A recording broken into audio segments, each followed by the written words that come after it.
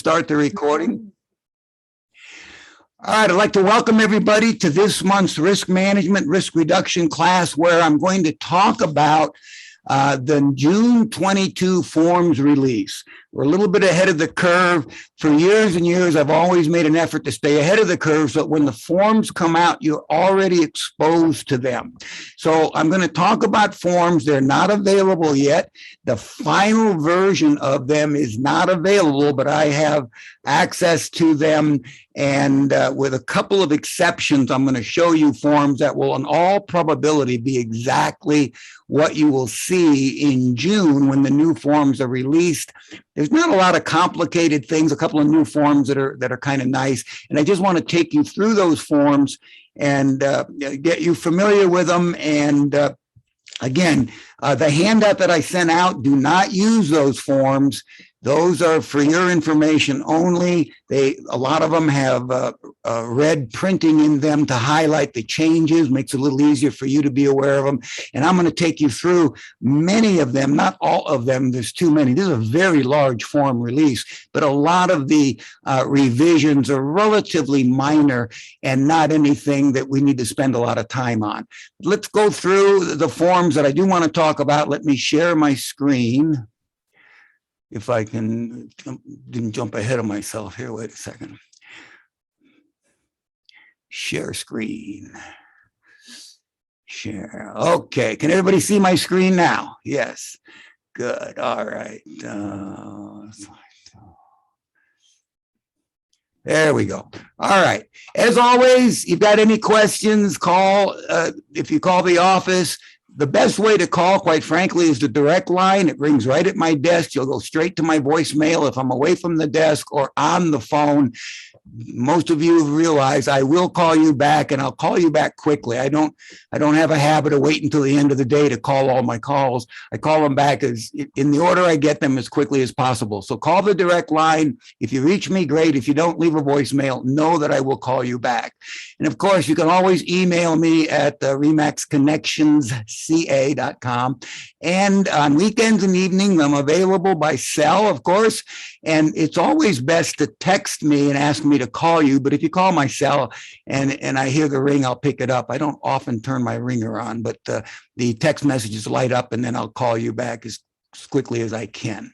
All right, with that, let's get into the new and revised forms. You've got a handout. Hopefully you've accessed that. Maybe you printed it, or at least you have it beside this screen so you can look at the forms as I talk about them. And I do have them on the slides here, so you'll see what we're talking about as we go through. This is the June 22 release. It's going to be released in late June. And like I said, most of the revisions are relatively minor, a couple of major things, and we'll talk about them. The first thing in your handout is the summary, and most of you have seen this over the years. It lists all the forms, and there's 6 pages, which if you follow this like I do twice a year, they do it in June and again in December, of course. This is a pretty large release, but a lot of this is things that were required because of changes in the law, and they simply added a phrase or two to the forms. And so as usual, they break them up into new forms and revised forms. They also discuss at the end of this summary forms that are being deleted. A lot of the COVID forms are going away. All right, so let's take a look at one of the things I want to break out. I'm not going to go through this in detail, but I'll give you sort of an overview. They revised, I believe, that you're going to see 7 purchase agreements, including the RPA. So the 7 purchase agreements, the ABSPA already built subdivision purchase agreement, not going to talk about that. Not a lot of people need to use that form. Common to all of these purchase agreement revisions is they added a clause about the Fair Appraisal Act. And there's a Fair Appraisal Act addendum. It's new, and you'll look at that in a moment. And so they've referenced that on all of these purchase agreements. Why? Because civil code requires it. Civil code requires that the buyer be advised that there is a Fair Appraisal Act. and there's a course of action they can follow if they think they were unjustly discriminated against. And I'm going to talk a little bit about that in detail. So all of these forms have that added. And so there's a condominium conversion subdivision purchase agreement. You don't use that too often. The commercial property purchase agreement, some of you might use that once in a while. And again, the revision was the Fair Appraisal Act reference. The NCPA, it's the only purchase agreement that does not have an appraisal contingency in it. So that one doesn't have any reference to the Fair Appraisal Act. Notice of default purchase agreement, we're not there yet. Be aware, some of you know this, some of you might not. It's real important. If a if a seller is occupying the home they're selling, and a notice of default has been filed against that seller, it is unlawful to use any other purchase agreement than the NODPA. Now, let me say that a little more correctly. The NODPA is not required by law, but all of the things in the NODPA are required by law. And so if you use any other purchase agreement for an owner-occupied 1 to 4 units, that the seller has a notice of default filed against them, you want to comply to all the regulations you're supposed to comply with, otherwise you can get in trouble. And the NODPA takes care of that. And that's not too common now. It was pretty common back in 08, 09. Might come up as the economy takes a little hit, and maybe some of these folks who have bought homes very, very expensive, and now they're having trouble paying for them, maybe, and now they're going in default. So just be aware of that. Not a big deal. RIPA, that is same thing. The Appraisal Act reference. The RPA, of course, has the revisions as well, and they also have they added a clause, a simple line that says if the seller is remaining in the property, the buyer should check with their lender. So that they added that phrase, and then the Fair Appraisal Act phrase as well. The vacant land purchase agreement also. All right. Now they also revised 4 listing contracts. So the first one, the CLA, the commercial residential listing contract. Now that can be used for any commercial rental property, regardless of how many units. They added to that, to the CLA, information about the advantages of MLS. So, those of you that, fill out listings from time to time, listing agreements, know that a good part of the listing agreement has a good bit of information about the MLS. That's been added to the CLA as well. And then the RLA, you're very familiar with that. They deleted from, by the way, all of these listing agreements, they deleted a clause that allowed the prevailing party in a lawsuit to recover attorney fees. That's is compatible with Carr's position. They did the same thing on rental agreements.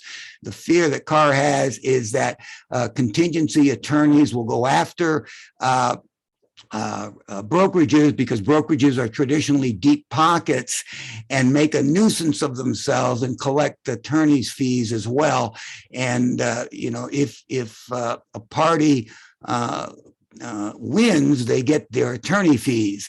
So by taking that out of the contracts, it sort of makes sure that doesn't make sure, but it tends to ensure that a party is going to have a legitimate claim before they sue a brokerage. Because if they lose, they're going to have lost all the money they spent on an attorney. Well, even if they win, they're going to, have to pay their own attorney. I guess that's the point. Whether you win or lose, you pay your own attorney. That's really the point. Okay. The RLAN, which is the open listing agreement. Hopefully none of you are using that. If you're thinking of using that, you might want to talk to myself or Larry. And that's not something we encourage at all at RE/MAX Connections. And then finally, the residential listing agreement seller reserved. And that is simply where a seller agrees to list, but maybe they were a FSBO and they want to reserve a buyer who told them, oh yeah, I'm going to come back, I'm going to write an offer. If you've been in real estate a while, you know that doesn't happen very often, but sometimes FSBOs think they have a hot buyer. And so, yeah, I'll list with you, but if this hot buyer comes back and buys it, I don't want to pay you a commission. So this is not a bad form, especially if you're using it with a FSBO or somebody, wants to reserve because their neighbor promised them he'd buy the house. And, I don't want to pay a commission if he buys it. Again, it doesn't come up too often that that's what will happen.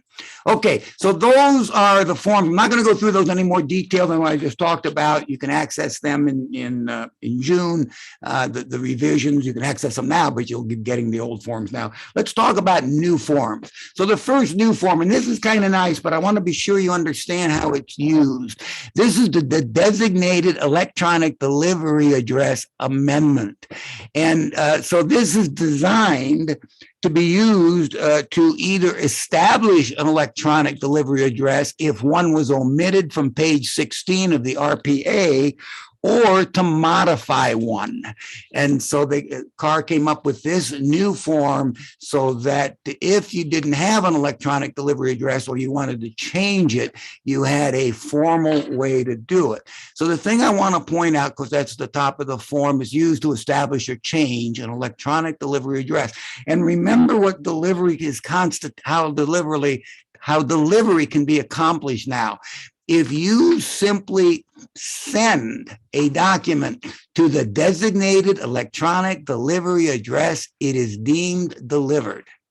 And so it's a pretty good idea to have that address so you don't have to track down the other party and mess around if you're emailing it to them, but you don't have a designated electronic delivery address specifically stated in the agreement.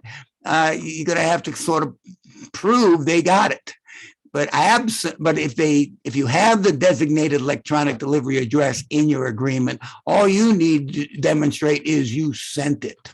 It's as simple as that. So that's a good thing, like I said. Now, here's the clause where you can designate the either the new or for the first time, the designated electronic delivery. And so you'd write down that delivery address, the text number, maybe an alternative, and it's important you check on who this is for, the buyer's agent or the seller's agent.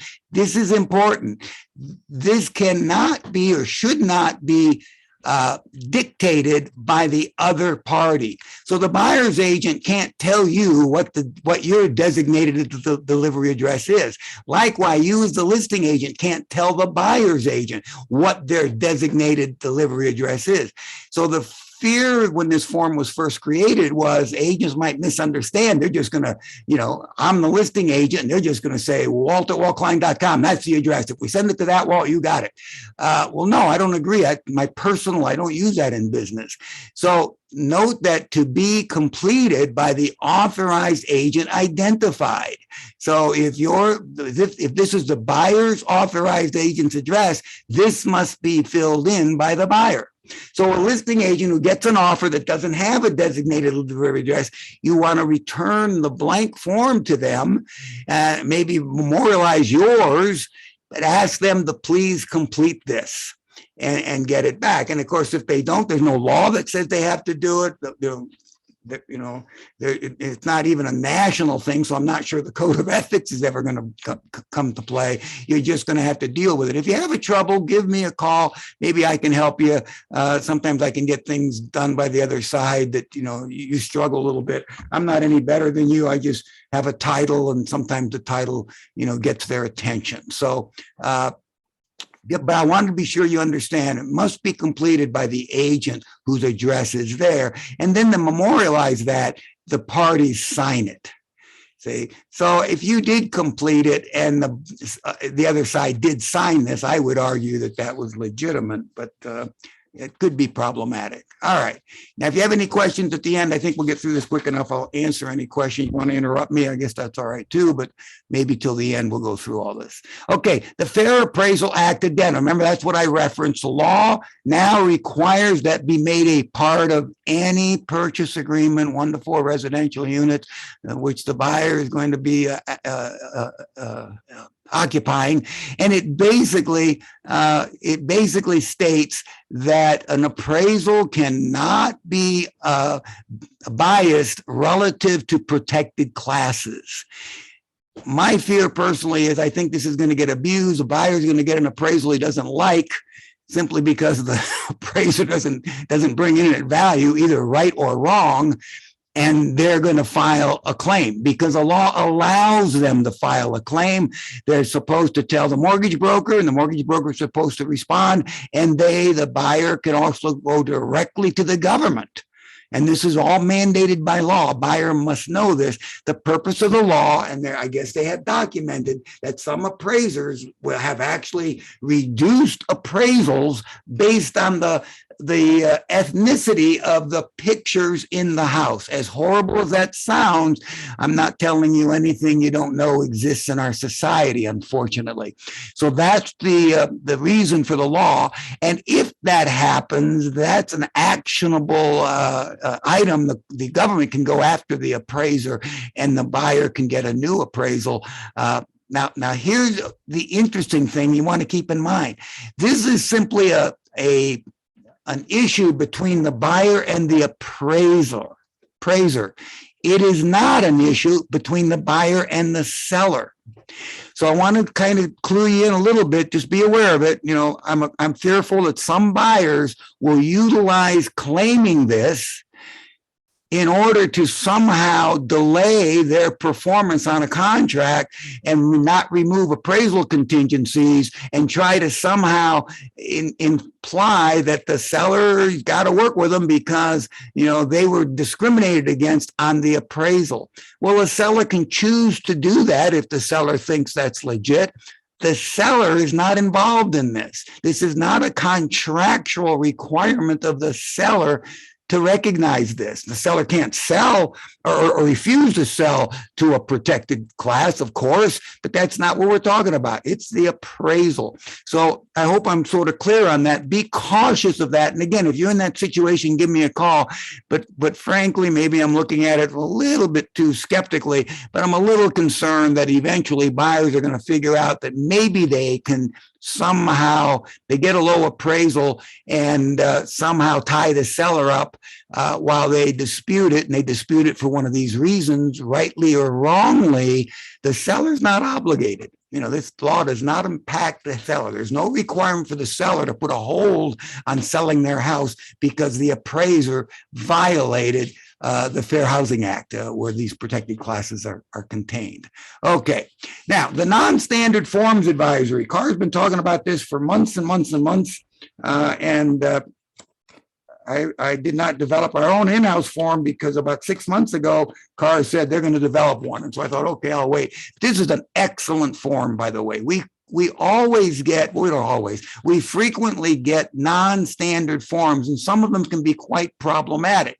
Now, you got to be careful. I'm in a glass house. I mean, if you go into Agent Hub, there's more than 36 non-standard forms that I've created, but I've sort of been careful in their creation.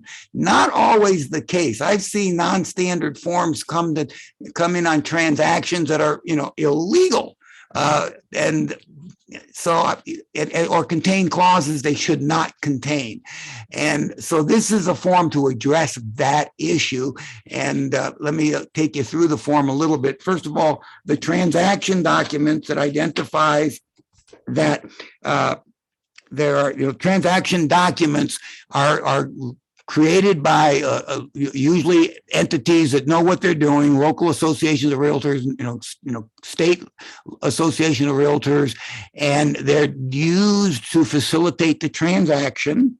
And there are contractual considerations contained in these documents that, buyers and sellers should be aware of. So there's a sort of a general overstatement. Now, the next thing they talk about to some degree is the fact that there are advantages to standard forms.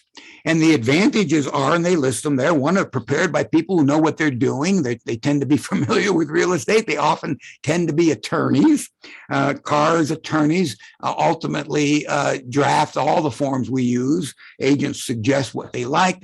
We have meetings, and then the attorneys end up putting together the form. So they're designed by professionals. They're widely available, and that's important because one of the things that I've always advised our clients when they've gotten a non-standard form and it's kind of serious, I've put in writing to the client, we're not familiar with these forms. We're licensed and we're familiar with forms that we use every day. It'd be hard for you to successfully argue, gee, I wasn't familiar with the RPA. You have a hard time prevailing. But you can say, I'm not familiar with XYZ Realty's special disclosure addendum. Well, I don't deal with XYZ Realty very often. I'm not familiar with all the nuances of that special addendum anyway. So that's a legitimate statement. So they talk about that. These are widely available, which means they're familiar. And in theory, they do not favor one party over the other. They're not written with the attempt to take advantage of one party over the other party. I would argue some car forms, and sometimes, in fact, I'm going to tell you one in this class that tend to favor one party or the other. That's only because the language is very clear and one party benefits from that language. What am I talking about? Well, one form is the SIP, and I'll talk about that at the end here. Okay, and so they talk about the fact that non-standard forms, not so much. They may not be written by people that are knowledgeable or attorneys, or, I've written these forms. I'm not an attorney, but I've never written a form I didn't get blessed by an attorney. So, but they point out that some of these forms may not have the advantages that the standard forms have. And to that point, and they list very nicely the things that I've seen, and that is, sometimes these forms have waivers of rights you can't even waive. And so, be aware of that. They also have, blanket removals of all contingencies, and that can be problematic. They also sometimes create some sort of passive contingency or contingency removal that's just time sensitive, and that can be very problematic. And then finally, my favorite, form I don't like, kind of a double negative, is contract clauses requiring non-refundable or automatic release of deposits. So, they are in many cases actually illegal. Just like waiving your right to a TDS is illegal. Most agents know you can't waive a TDS. Many agents think you can have a non-refundable deposit. Well, if there's liquidated damages and it's 1 to 4 residential units with a buyer occupying one of the units, you probably can't, because the civil code, the liquidated damages civil code, is very detailed, and any clause that calls for a non-refundable deposit has to address that code. So we've talked about that in the past. So this form points that out very nicely. You got some kind of non-standard form, and then a very nice broker advice section that, these are not standard forms. We may not be familiar with them, and we're advising you to seek legal advice before you execute them. I've advised other agents too, and I've advised other TCs. Diane has, she's been doing it long enough. She knows what to say. Whenever we get a release, from the other side, Diane has a standard clause I wrote. It's pretty simple, and it basically says this form that you're asked to sign, because you have to provide the form. You can't say, well, non-standard, I'm not going to give it to the client. You can't do that, but you can tell the client with this document especially, this is non-standard. And you want to talk to an attorney before you sign it. Usually when you tell your client that, they don't sign it. Diane says this document from the other side contains a release that may impact your legal rights. Before signing this, you should consult an attorney. Diane says the common response is a phone call or an email. Do I have to sign it? No, I don't want to sign it. And, that's good, because we don't want our clients making pre-releases, and compromising their rights. They have to do a release later if there's a dispute, but no pre-releases are correct. Okay. So That takes care of the new forms or the important new forms that you're going to be seeing more often than not. Now let's talk about some of the revised forms. So the first form they revised a little bit was the cancellation of contract and release of deposit. So let's look at that in a little detail. And of course, you're familiar with the form. Unfortunately, you've probably seen it a few times. And they didn't revise any of this, but I want to take this opportunity to remind everybody of something that's very important. And the first is, frequently one party is canceling. And so they send over a cancellation, and often the other party doesn't agree. And so the party that's canceling, let's say it's the seller, somehow thinks they'll soften the blow if they check the box both. I'm here to tell you, only check the box both if both parties say, you know what, let's just cancel. I don't want the house. You don't want to sell it to me. Let's cancel. Well, then it's perfectly appropriate.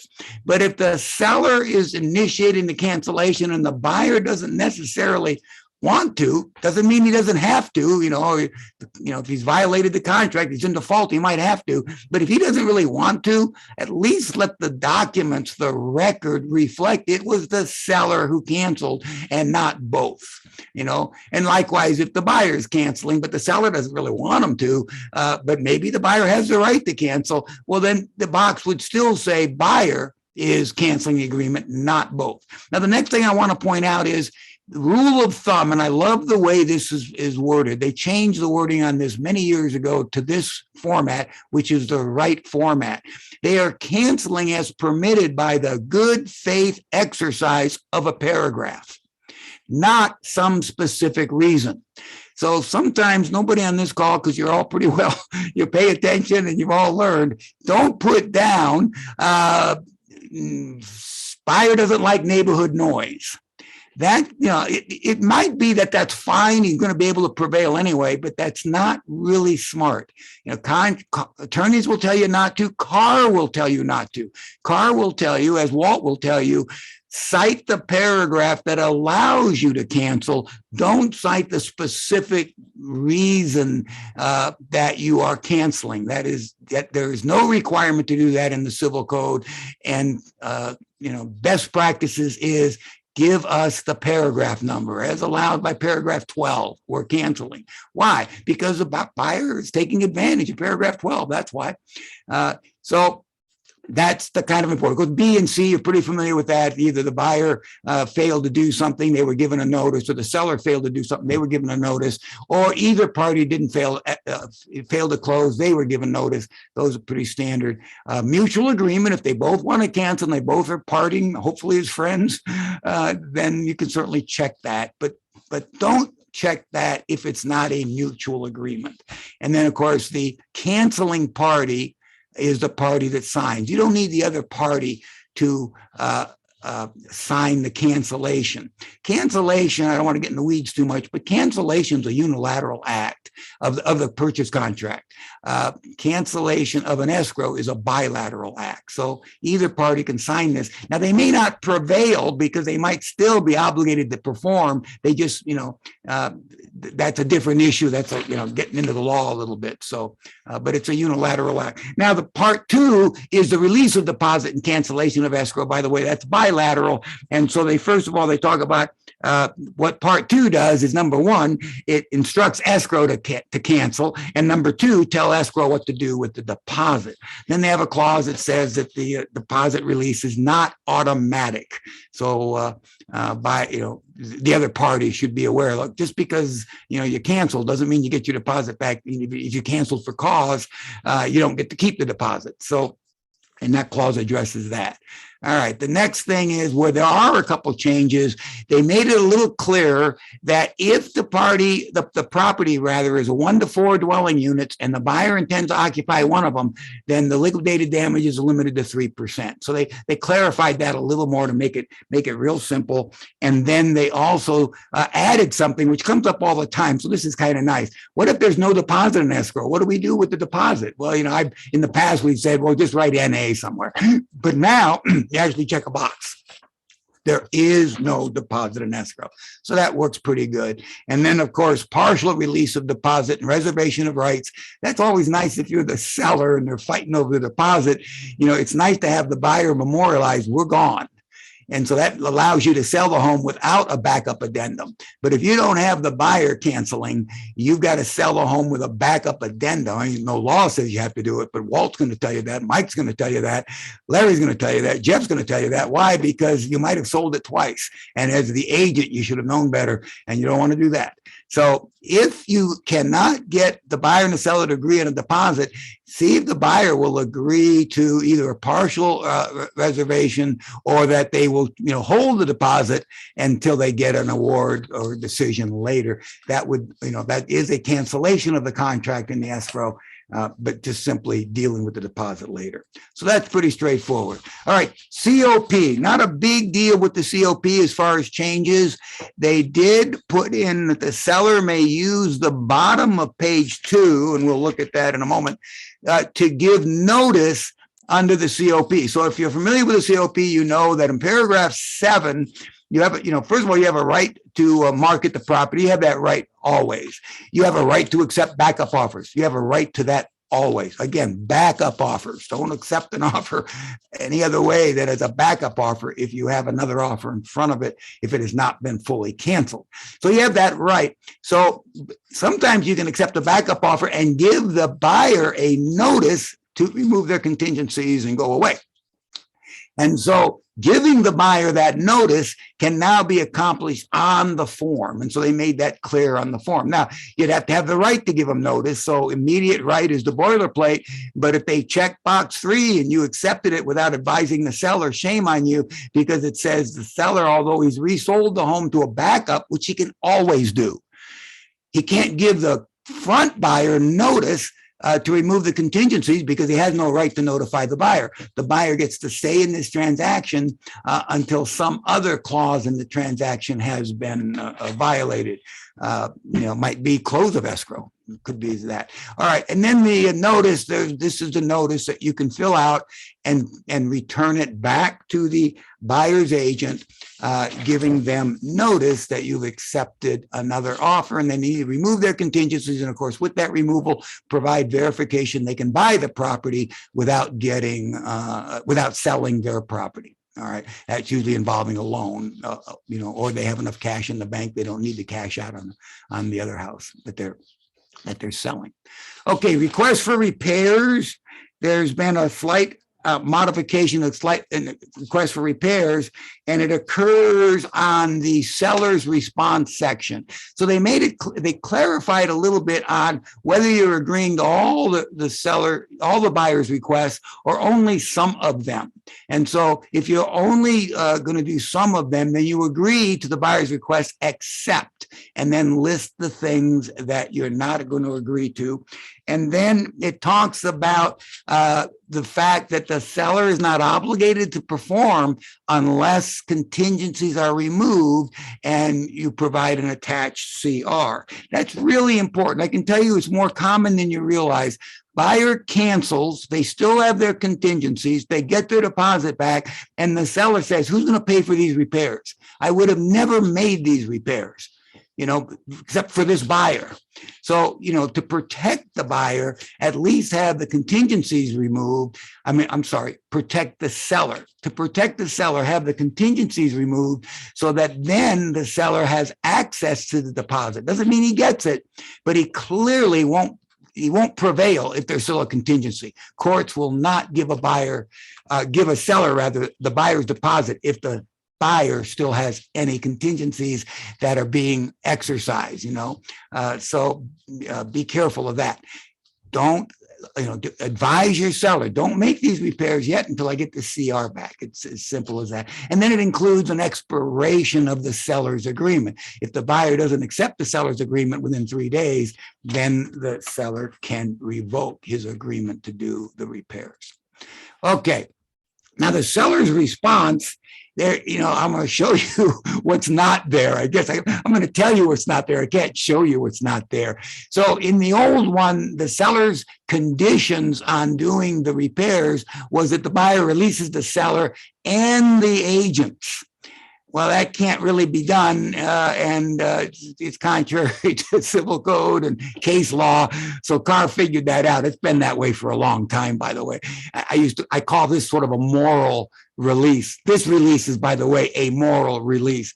I mean, you don't need to get in the weeds. You're not an attorney, but I'm going to tell you, this release would not protect a seller if the buyer decided to go after the seller. These releases, many of you have already heard this from me.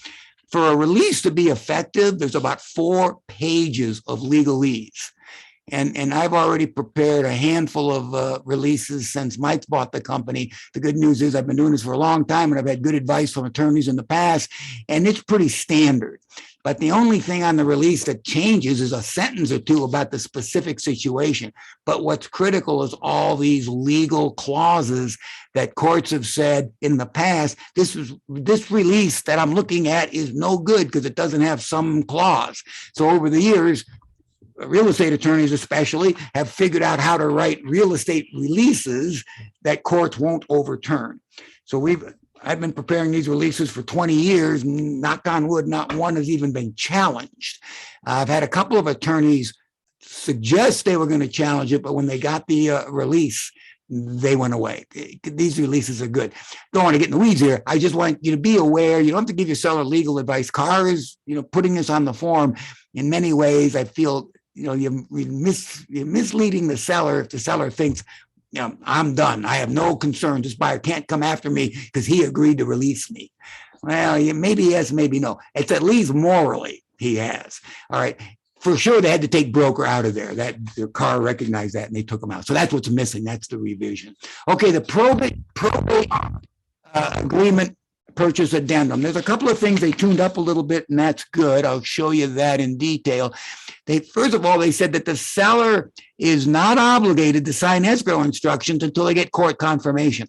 It's as simple as that. The seller can, if the seller needs court confirmation, they're not obligated to do anything in an escrow until they get that court confirmation. And so the language of the contract doesn't necessarily make that clear. So the addendum does. If you're a listing agent and you're selling a property that's going through probate, of course, you're going to use this probate addendum, but and this is one of the protections the seller is going to get. The other thing is vesting. Courts will not allow assignments in probates.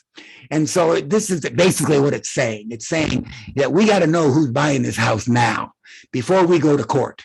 And so you got to tell us the vesting, who's the buyer, and some assignee. By the way, you shouldn't have assignee as a buyer because case law has ruled that buyers must be identified. Sellers must be identified. Someone's going to buy the house, but you don't get to know who it is yet, but you have to agree to sell it to them. That's not a legal contract. So these, and a lot of you know this, a few of you are learning it, and no harm, no foul, but you should not accept a purchase agreement that has or assignee on it. The contract, has addressed that a little bit. You should be aware of it. Call me if you have any questions. It clearly says that here. You got to tell us who the buyer is, who's the vesting, because I got to take that to court. The listing agent or the probate attorney, not the listing agent, but the probate attorney. And then it also removes liquidated damages, mediation, and arbitration from the contract because the court will apply their own damages, and the court's not going to agree to mediation or arbitration. They're the court. We don't need mediation or arbitration. I'm in charge. That's what a judge his attitude would be in a probate. So that's been removed from the contract. And then finally, this is very nice. I'm not aware of this, but I'm pretty sure this probably happened based on the fact this has been included. So the first buyer's offer is accepted subject to court confirmation, and then the overbid, another buyer got accepted. And the first broker wants his commission. Well, you accepted my offer, not my fault it got overbid. Well, I don't know if you're going to prevail. Well, now they've made it clear you're not going to prevail because it says right here, commission's not owed to the first broker if an overbid is accepted from another broker. So that's good. And then it also talks about the fact that the probate court has to approve the commission amount in overbid situation. All right, statewide buyer and seller advisory. Not any real super duper major changes, with one exception, and that's paragraph E. Let's take a look at paragraph E. So the first thing, I'll just tell you quickly what this says. It says don't zoom through these contracts. All of you know this, DocuSign, you just go next, and click away. And, my fear is always the client doesn't read it. So the good news is we have now in a document that's part of our transaction, so that if later the client says, well, I didn't read this, I just clicked away, because agents have raised that issue. Are we liable because DocuSign sort of directs them to the next paragraph and just clicks away? Well, Carr heard you, because they added this to the SBSA that you should not be doing that. It also talks about a limit on liquidated damages, and it also talks about release of deposits, a mutual decision, or a judicial or arbitration award. It defines liquidated damages, gives you a little more detail about liquidated damage. It also talks about if there's an additional deposit, that the form DID needs to be included for that additional, at the time the additional deposit is made, not included in the original agreement, but at the time the additional deposit is made, the DID is then executed, and that initial deposit can then be added to liquidated damages. Now they go on to discuss mediation a little bit, and they go on to discuss arbitration a little bit. I have in Agent Hub, I've taken the Carr booklet on arbitration and made it pretty. Did not remove the copyright. Carr is still on it. The copyright is still there, so it's perfectly legal. But I told agents that if a client ever asks you, should I initial arbitration or not, what's the best thing to do? You really shouldn't be giving them advice. That's a legal consideration, because there are some pluses and minuses to arbitration. And so that booklet points it out really nicely. I'll tell you the biggest plus to arbitration. And by the way, I would argue this form's a little misleading, I think. It's not necessarily fast or cheap. It could be, but not necessarily. But it is for sure confidential. Lawsuits are not confidential. Arbitration actions are not public record. So you'll find arbitration real popular in places like Hollywood or government officials. They don't want to be involved in any lawsuit that gets into the public record, because that, then the public knows about it. So that's a big plus. I recognize that. I'll tell you what a big minus is. If you're the loser, arbitration awards are not appealable. And this does a good job of saying that, even if the arbitrator made a mistake. Now, what is appealable is if the arbitrator was crooked. The arbitrator has to disclose that he has a relationship with one of the parties and excuse themselves. But if the arbitrator, somehow the brother of one of the litigants became the arbitrator and he made an award, that could be overturned. But the arbitrator could be completely wrong about the law. Too bad. Arbitration, it's binding. It is final. And that's been the court several times. And courts will not overturn a binding arbitration based upon the incorrect application of the law. That's how decisions are normally overturned. You lose in court, and then the losing party goes to court and says the judge misread the law. He didn't understand it, and the court looks at it and says, yeah, that law is a little more complicated than that judge realized. And they, overturn it on appeal. And of course, if they, whether they overturn it or sustain it on appeal, it becomes then case law, because lower courts have to honor higher court decisions. So if you sue somebody and you win, and then somebody else sues somebody else under the same issue, the second judge can look at the first lawsuit if he wants or she wants, but they're not bound by it. But if you sue somebody and you win or lose and it's appealed, and then the appellate court either sustains it or reverses it, the lower court must follow what the appellate court said. So that does not occur in arbitration.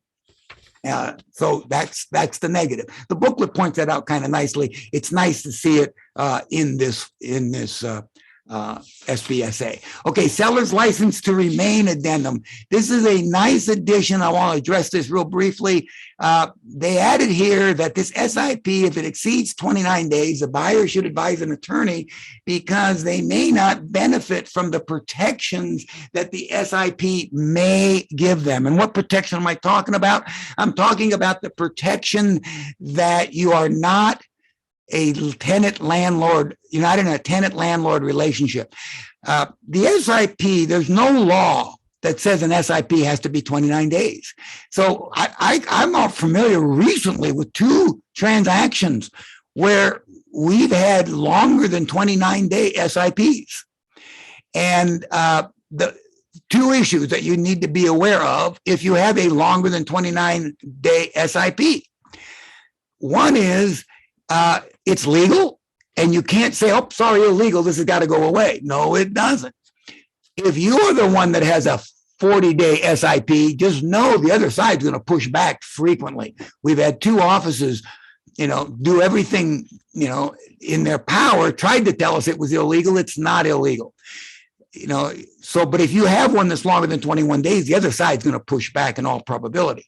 The other thing you need to do is tell your client, the reason it's 29 days, and this form does that very, very gently. The reason it's 29 days or less is CAR believes they can win. You can win. If you have an SIP for 20 days and then the seller wants to be treated like a tenant. See, that's the problem. Buyers don't understand landlord law. And if you have a tenant, this is no longer a seller in the house you bought. This is a tenant. And they have legal rights. You might not understand them, Mr. Buyer. And so CAR, recognizing that there's lots of problems with buyers letting sellers stay in the property, then the seller rather, trying to exercise some special right they have as a tenant. And then the buyer sort of screwed over because he didn't mean to have a tenant and a landlord. So CAR came up with the SIP, not civil code, CAR. And they kept it to 29 days or less, and I think they're completely right. They are convinced that a court for a 30-day or longer seller in possession agreement, the courts are going to say this is a rental agreement. I don't care what you call it. You call it SIP, you can call it an XYZ. We don't care. The seller is a tenant. So they feel they have a better chance, or you would have a better chance if you're involved, your client would have a better chance if you were involved in some sort of landlord-tenant dispute, but you use an SIP and they were only in the property for 10 days. Courts may well say, yeah, no, this is not a rental agreement. This is accommodating a seller who wanted to take 10 days to move out. And they have good reason to believe that. You should know this has not, to my knowledge, been taken to court. And I'm positive I would know. I get on a conference call with CAR Legal, the very top of CAR Legal, twice a month. I can promise you, if this ever goes to a litigation and to appeal, we're going to hear about it, and then you'll know about it. But right now, we believe, CAR believes, and I think they might be right, that as long as it's 29 days or less, you can probably get away with not being considered a landlord or a tenant. If it's longer than 29 days, 30 days or more, you probably won't. So they added this. That's the clause they added here, so that you could your client could be aware of that. And then finally, they do state that the buyer cannot put personal property in the form all in the property that until they take possession without written permission from the seller. The rest of this has always been there. It's good to point this out, and you should point it out to your buyers especially. And that is, just because you own the home doesn't mean you have unlimited right to enter the home. The right of entry on an SIP is dealt with pretty much the same way a rental right of entry of a landlord into a rental. The seller has, the right to quiet enjoyment, of the premises, of the residence, whether they own it or not. And so a buyer just can't show up, hey, I'm the owner, I get to come in now. No, there's specific reasons why you might come in, or I can agree to let you in. Hopefully that would be the case, but you don't get to just show up and walk in. Now, I did mention this, I'll share this with you. I think an SIP is a little more buyer-friendly than seller-friendly for one big reason, and that is the SIP requires the seller to maintain the property even after close of escrow. So, And you're going to say, well, how often does this happen? It's happened twice. And in both times, we had no home warranty. The home warranty wouldn't cover it. We've had seller occupied property owned by the buyer now because escrow's closed and the hot water heater went out before the buyer took possession. Prior to the SIP, by the way, both of those episodes happened prior to an SIP. The buyer was stuck having to replace the hot water heater. Seller lived there for a month and a half. The hot water heater went out. The buyer wanted the seller to replace the hot water heater because it broke while you were in the house. They went to court and the judge said, you have a tenant. Tenants don't replace hot water heaters. In fact, one judge said, this tenant wouldn't even have to replace a dripping faucet. They were sort of offended that the buyer even thought that the seller should replace the hot water heater. That's happened twice. So the nice thing about an SIP is with an SIP, if the hot water heater goes out or a faucet starts dripping while a seller's in there, possession to the buyer, when the buyer gets it, it must be in the condition it was, subject to any repairs made at the time the offer was accepted. So that's a buyer-friendly clause in the SIP. Now, what about walkthroughs? You don't have to do a walkthrough if there's an SIP prior to close of escrow. I recommend you do, because if the hot water heater's out, let's address it now. But if you do a walkthrough during, just before it closes, you should definitely still do a walkthrough prior to the buyer taking possession. So the night before, you do a second walkthrough. CAR is aware of the fact that that's not well addressed. So you got to sort of think about it and get good advice from people like me, perhaps, and then follow that format. And you're allowed to do that. You have every right to do that walkthrough. But they are going to amend the SIP to make it a little clearer that there is a walkthrough that could be done prior to close of escrow, but definitely for the buyer's protection should be done prior to possession. All right. Seller multiple counteroffer. The big change there is the fact that the seller can now accept a backup offer as part of the multiple counteroffers. So one of these offers, you're not going to take this particular offer, but you would accept this particular offer as a backup offer. And so that's been added to the contract and makes it paperwork a little simpler there. And then finally, the SPQ has a few changes. The one thing is, and I would, I'm going to talk about this perhaps next month, the use of a BMI. It's important in advice to the seller or notes to the seller and the notes to the buyer. They talk a little bit about what each principal should think about when they review the SPQ. And one of the things they point out is, the seller may not disclose something that's important to you, but the seller doesn't think that's important. Now, that doesn't mean the seller wouldn't be in trouble if it is ultimately important. So a material fact is a material fact, whether the seller believes it or not, and the seller should disclose it. But what they're saying is sometimes the seller won't say something only because they don't realize that that's real important to you. And so if anything's important to you, you should tell your concerns in a BMI. Now, a BMI is a document not between the principals, it's between the buyer and the buyer's agent. I have required Scripps Ranch, Escondido, and Fallbrook for, this is going back 10, 12 years. And I'm going to suggest that once I get all these things well established in Agent Hub, they're in there. And then we'll have a class on that. I want to introduce to the Carlsbad and Rancho Bernardo agents the importance of including a BMI in your buyer documents. What is a BMI? It's a buyer's materials issue document. And that's where the buyer tells their agent, me buying this house it's very critical to me to know about XYZ. And they list things. And sometimes they'll list quite a few things. But here's the good news. If that's critical to them, you should know that and you should advise them on how to address those issues. What happens a lot of times is they put none. And I don't want to do that whole class now. It'll run too long. But if they put none down and then later say, hey, I would have never bought this house if I knew that I can't have horses on this property. And here's the killer. And I told my agent. Well, no, you didn't. But on a he said, she said dispute, I don't have to tell you, the principals often get the benefit of the doubt. No law says that, but it tends to be the way things work out. I can tell you, and I don't want to bore you, but some of you have heard these stories.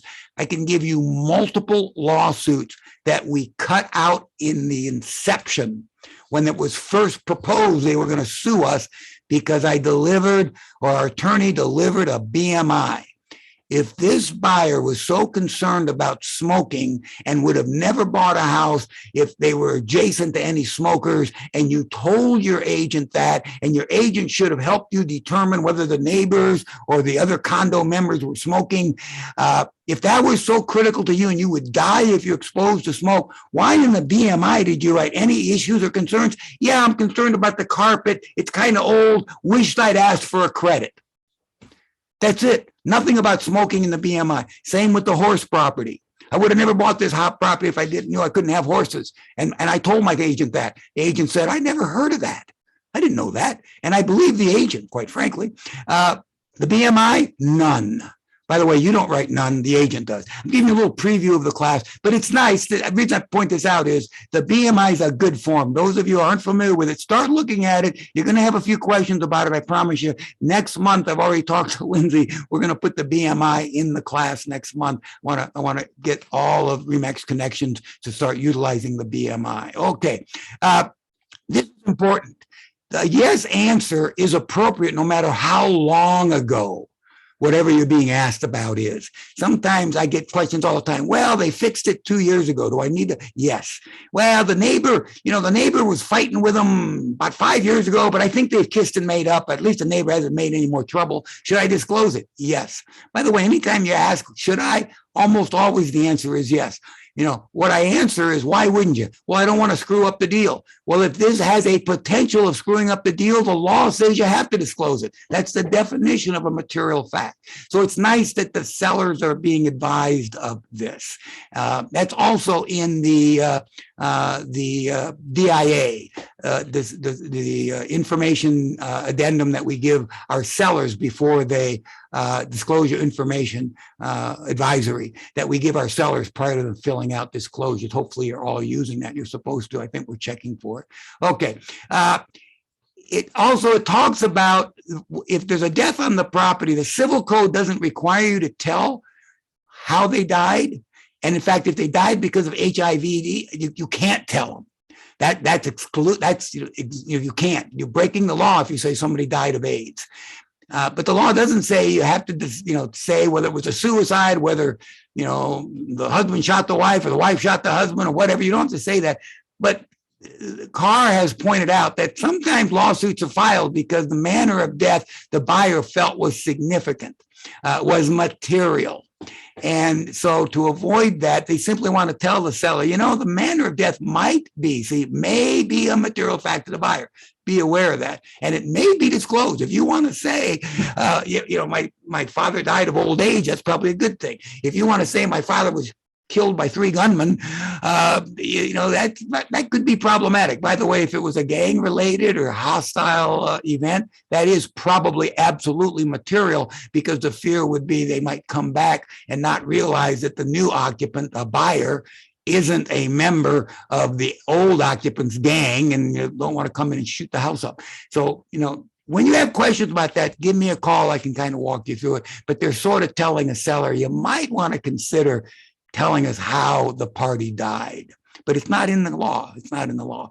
And then finally, they've added, I've got ahead. They've added a fact that I don't think anybody in the properties we sell, but maybe we do, if there is a flood insurance settlement from the government, it's going to require you, as a part of that settlement, civil code is going to require you to maintain flood insurance. And that's part of the settlement. And so now the new buyer, he has the same obligation, but the new buyer may not know that. So they put that in there. So if there was a flood and you got a settlement, the buyer needs to be advised that they have to continue paying for flood insurance. The condominium, quite a bit added to that, just more detail.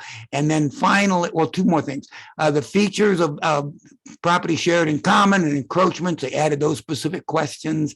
And then finally, this isn't in red, but this is new. B, if any alterations, modifications, or improvements were done as a result of cannabis cultivation, you need to disclose that. And we can laugh, but I'll tell you, I've had a couple of instances. One was a rental. Cannabis needs high humidity. And so what happens in somebody who grows, I don't want to, I'm not an expert on this. I want to make that real clear. But, one of the things you do is you line a closet with foil. And one of the reasons you line the closet with foil is, it helps the grow light work better. But the bad news is you also have a very moist environment, and the mold gets behind the foil, gets behind the drywall, and gets, prolific. If this person's been cultivating cannabis for a while. We had a rental one time where the tenants lived there for years, always paid their rent on time, never once called the landlord. When they finally moved out, the landlord found out why. That whole house was cannabis, and that whole house was so saturated with mold, it was horrific. They had to take all the drywall down to studs. So that's why this is here. It's there because, they're not going to get into the science. I know about the science because I have a science degree. I don't know anything about growing cannabis, but the science is cannabis is a tropical plant and it requires high humidity. And if you have high humidity in an enclosed environment, mold's going to grow. So that's why that's there. All right. Tenant occupied addendum. I think this is the last form. I hope it is. I want to get through this quickly. So for the purposes of the tenant occupied property addendum, a tenant is any adult living in the property who's not the owner of the property, not the seller. Now, it also has a clause in here that if the seller is going to remain, have possession after close of escrow, but there are tenants in there now, the tenants need to be removed. And you can specify when or make an exception. Okay, and then an RCJC is attached to the tenant occupied purchase addendum. Why? Because the buyer needs to be informed of the things that are in an RCJC. It is not part of the purchase agreement and need not be filled out. So it prints automatically. The box is checked, card, automatically checks that zip form does, and that prints, and it just explains why your client is getting it. Folks, that concludes my talk. I don't have my clock on. I'm hoping I didn't run too long. If there are any questions, Lindsay, are you looking at the chat? Probably. I'm happy to answer any questions. Otherwise, we'll call it a day. There's a couple. Great So job. Vicki Varnals said that she's had to.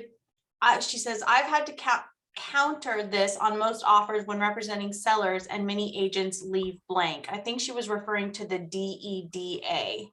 Yeah.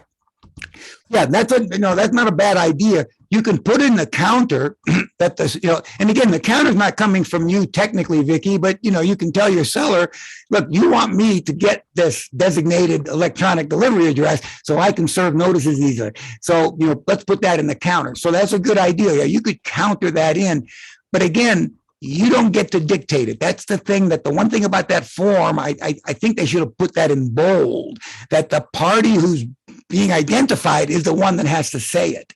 Now you can, no harm, no foul. So you have a good relationship with the other side and you say, look, what's your email? I'm going to put it in a form, I'll send it over. Can you sign it? Yeah, sure. No problem. Well, it doesn't matter, but don't think that you can dictate an electronic delivery address. Now, to Vicki's question, can the seller require the buyer to ask their agent to provide it? That's where you'd have to write it, buyer to instruct buyer's agent, because you can't require the buyer. I'm glad that Vicki answered that question. I'm glad I took a little more time to answer it. You can't tell the buyer's agent what to do in an RPA because it's not an agreement between the buyer's agent and anybody else. It's an agreement between the buyer and the seller. But the seller can say, if I'm going to sell this house to this buyer, I want to know what the buyer's agent's electronic delivery address is. So be sure you word it that way. If I confused anybody, give me a call. I'll give you exactly the wording.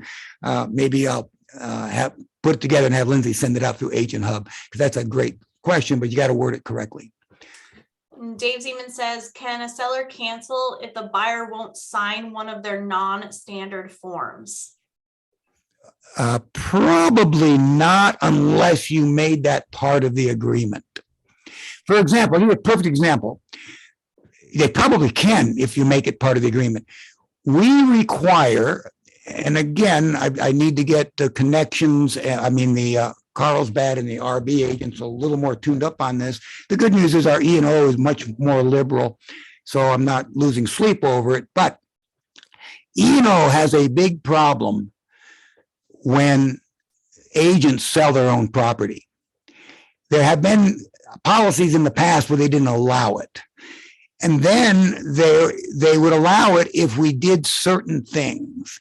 And as it turns out, those certain things are excellent to protect agents who are also the owner of the property. Because if ever the presumption of doubt, or the lack of believing you that they're going to doubt you works against you, it's when you're selling your own house.